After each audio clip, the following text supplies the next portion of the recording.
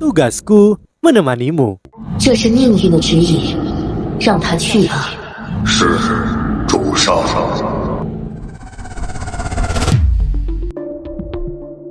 Halo semua, kembali bersama Miminata di sini. Kali ini kita akan menyelam dalam alur cerita novel Solen 3, The Legend of the Dragon King. Sebelum masuk ke dalam cerita, Mimin ingatkan jangan lupa like, comment, and subscribe. Tanpa berlama-lama, Solen 3, The Legend of the Dragon King. Mari kita mulai. Sepertinya guru Wu Zhangkong sangat percaya diri.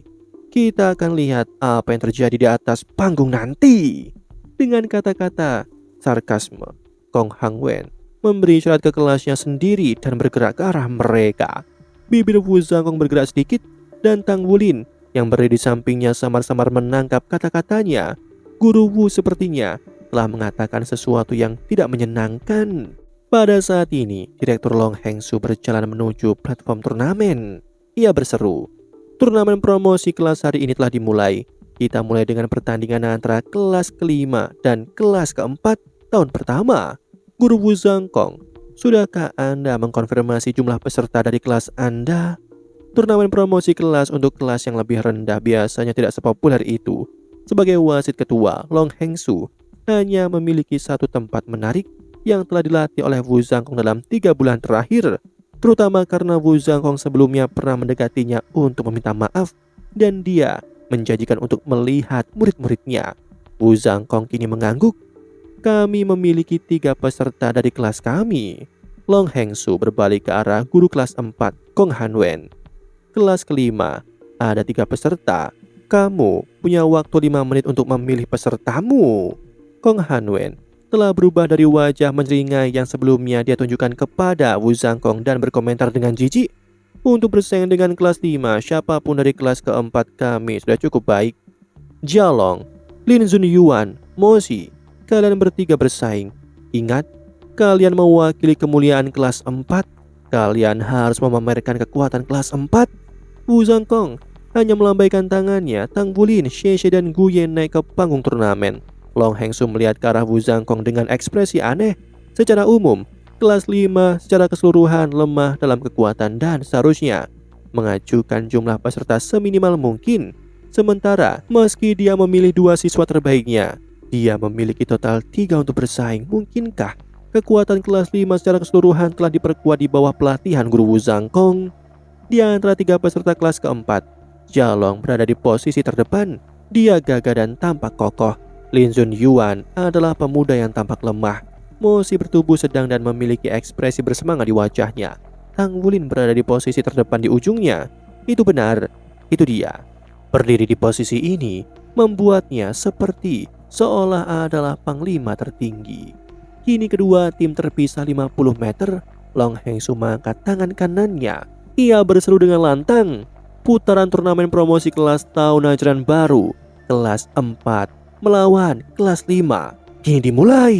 Bersama dengan kata-kata Long Hengsu, 3 peserta dari kelas 4 melepaskan cincin roh mereka. 3 cincin roh putih muncul di bawah masing-masing dari ketiga peserta.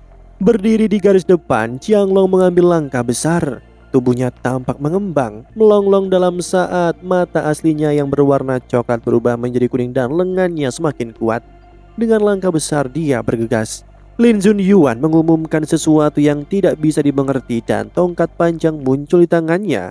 Saat cincin roh berkedip di bawah kakinya, seberkas cahaya merah bersinar dari atas tongkatnya dan jatuh ke tubuh Jianglong.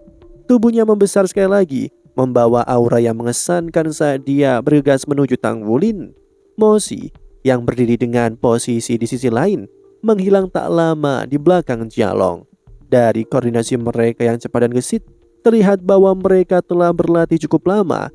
Tidak seperti yang dikatakan Kong Hanwen, mereka bukanlah siswa yang dipilih secara acak untuk berkompetisi. Jialong adalah mas roh pertempuran sistem serangan dan jiwa bela dirinya mungkin adalah serigala. Moshi adalah mas roh kelincahan, tapi tidak jelas apa jiwa bela dirinya.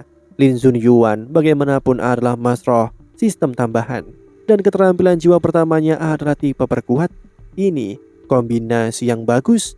Melihat kembali ke kelas 5, Tang Wulin dan yang lainnya tidak melepaskan cincin roh mereka pada saat pertama. Mereka melaju ke arah lawan. Xie muncul di dekat Jialong. Dia tidak menyerang. Dengan kilatan lain dia menuju Lin Zunyuan yang berdiri di belakang Jialong. Jialong berteriak.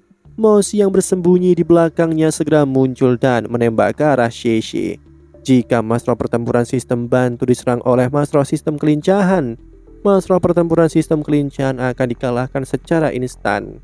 Sehubungan dengan dua lainnya, Jialong dengan percaya diri menangkis mereka.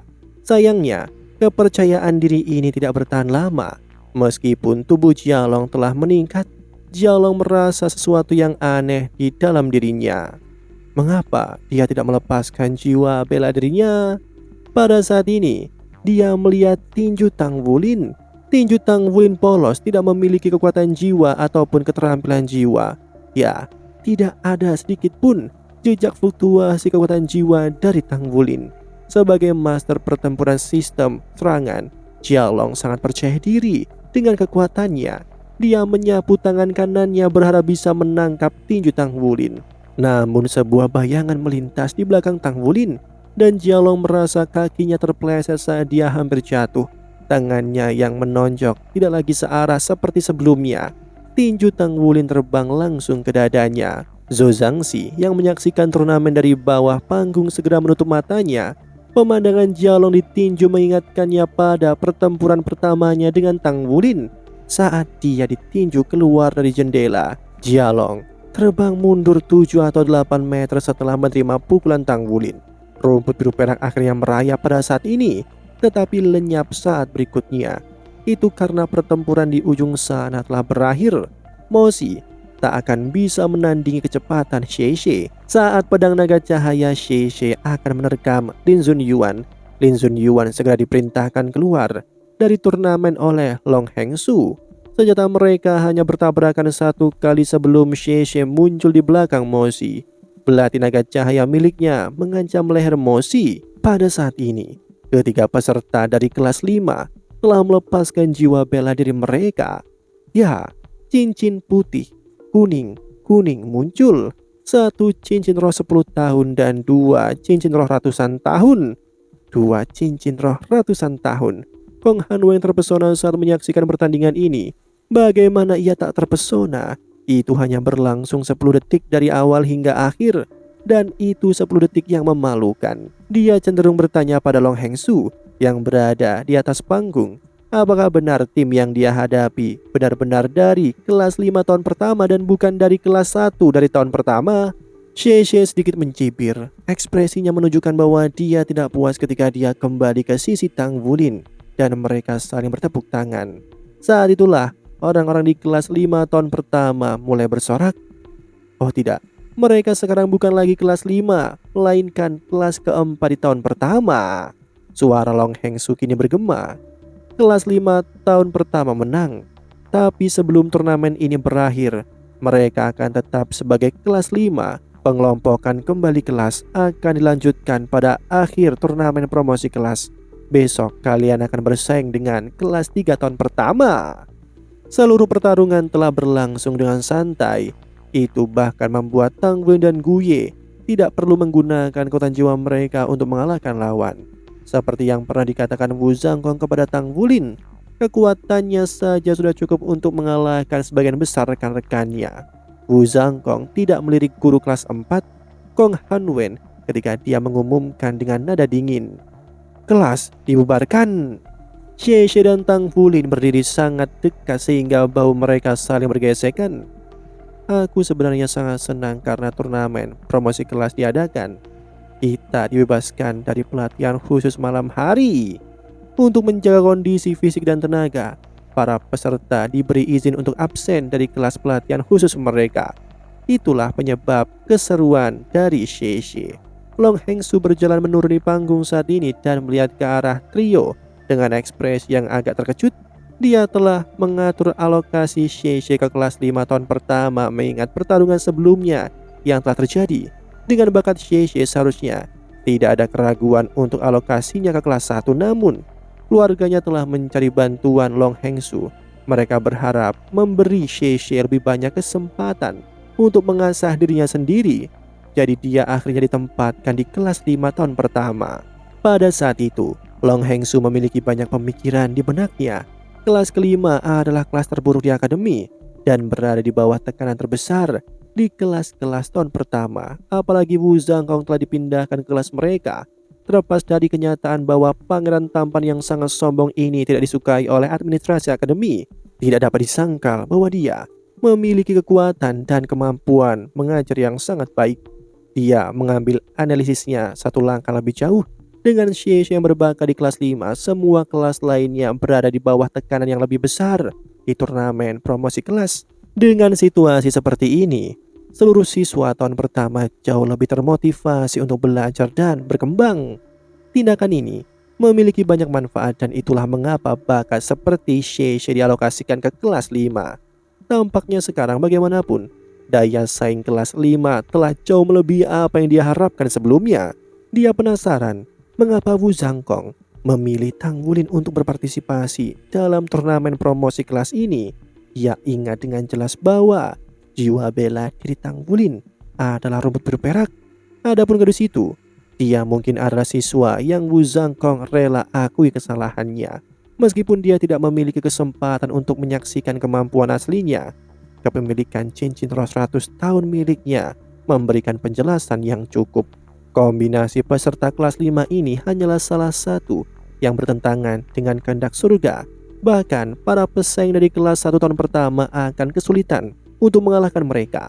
Jika selama turnamen promosi kelas yang lebih rendah menang berturut-turut, maka itu akan menjadi berita buruk, terutama untuk Long Hengsu yang bertanggung jawab atas alokasi siswa baru. Artinya, jatah mahasiswa barunya dilakukan dengan alasan yang tidak adil. Dia merasa menyesal karena menyetujui permintaan Wu Zhangkong untuk membiarkan Gu Ye masuk ke kelas 5. Ayo keluar dan bermain. Bagaimana dengan itu? Xie berbisik ke telinga Tang Wulin. Tang Wulin menggelengkan kepalanya. Aku tidak merasa ingin seperti itu. Waktu makan di ruang makan dimulai. Xie menatap kosong. Satu-satunya pikiran di otakmu adalah makan. Tang Wulin menjawab dengan agak marah. Jika aku tidak makan, aku akan lapar. Xie menjawab. Baiklah, aku akan mentraktirmu jika kau menemaniku keluar. Bagaimana dengan itu? Hari-hari terjebak di akademi sangat membosankan. Itu seperti mencekikku. Administrasi Akademi Laut Timur tidak terlalu ketat karena kota Laut Timur adalah kota yang makmur dengan keamanan yang baik. Baiklah, mendengar bahwa Xie akan mentraktirnya, Tang Wulin langsung menyetujui permintaannya. Kenyataannya, dia sebenarnya ingin menyelesaikan tugas yang telah dia kumpulkan dari Asosiasi Pandai Besi seminggu yang lalu. Tugas penempaan peringkat kedua bisa memberi Tang Wulin 10.000 hingga 30.000 koin federasi. Dalam beberapa bulan terakhir, dia telah mengumpulkan total 100.000 koin federasi baginya. Ini adalah jumlah uang yang sangat besar. Jika dia melanjutkan dengan kecepatan ini, dia yakin bahwa pada saat dia membutuhkan cincin roh keduanya dan roh keduanya, dia akan mengumpulkan cukup banyak koin untuk roh 100 tahun. Roh 100 tahun dapat memberikan 2 keterampilan jiwa dan itu juga berarti bahwa dia dapat memberikan 2 cincin roh. Ini sangat penting bagi Tang Wulin. Demikianlah alur cerita novel Solen 3 The Legend of the Dragon King. Sebelum Mimin akhiri, Mimin ingatkan jangan lupa like, comment, and subscribe karena tugasku kan selalu menemanimu.